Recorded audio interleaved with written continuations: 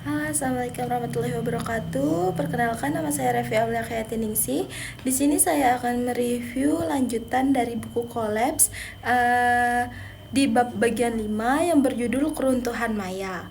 Nah, di buku ini membahas tentang runtuhnya peradaban Maya, salah satu peradaban terbesar di Amerika Tengah. Dalam bab ini sendiri, Jared Diamond menjelaskan bagaimana masyarakat Maya yang dahulunya maju di bidang arsitektur, astronomi, tulisan, hingga pertanian, akhirnya mengalami kehancuran secara perlahan.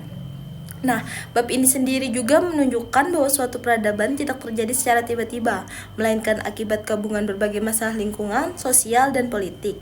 Diamond sendiri menjelaskan nih, bahwa masyarakat kehidupan Maya di wilayah yang memiliki tantangan lingkungan yang cukup berat, seperti musim kering yang panjang, tanah yang mudah rusak.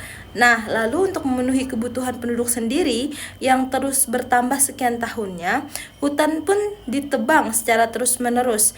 Sama seperti di bab-bab sebelumnya, terjadinya penebangan hutan secara besar-besaran demi pertanian dan membangun kota. Akibatnya sendiri adalah terjadinya erosi tanah, berkurangnya kesuburan lahan, dan kekurangan sumber daya alam. Ketika kekeringan sendiri terjadi, itu akibatnya berkepanjangan, sehingga masyarakat pun sulit untuk memperoleh makanan dan air. Lalu selain masalah lingkungan sendiri, di bab ini juga membahas tentang konflik politik nih antara kerajaan Maya. Di kota-kota Maya, mereka saling berperang untuk memperebutkan kekuasaan dan sumber daya. Peperangan tersebut membuat kondisi masyarakat semakin lemah karena tenaga dan persediaan makanan habis untuk perang. Para pemimpin Maya pun tetap nih membangun istana dan momentum besar meskipun masyarakatnya mengalami kesulitan. Hal ini menunjukkan bahwa elit penguasa gagal mengambil keputusan yang tepat dalam menyelesaikan dan menyelamatkan masyarakat. Lalu menurut Diamond sendiri, keruntuhan Maya menjadi pelajaran penting bagi dunia modern karena suatu peradaban dapat hancur jika manusia mengeksploitasi lingkungan secara berlebihan dan tidak mampu mengatasi masalah sosial maupun politik yang bermunculan.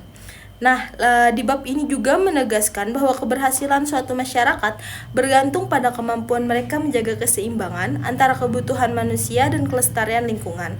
Secara keseluruhan sendiri, bab 5 ini di bagian keruntuhan Maya memberikan gambaran mendalam tentang bagaimana peradaban besar bisa runtuh karena kombinasi kerusakan lingkungan, pertumbuhan penduduk, perang, dan kegagalan pemimpin dalam mengambil keputusan.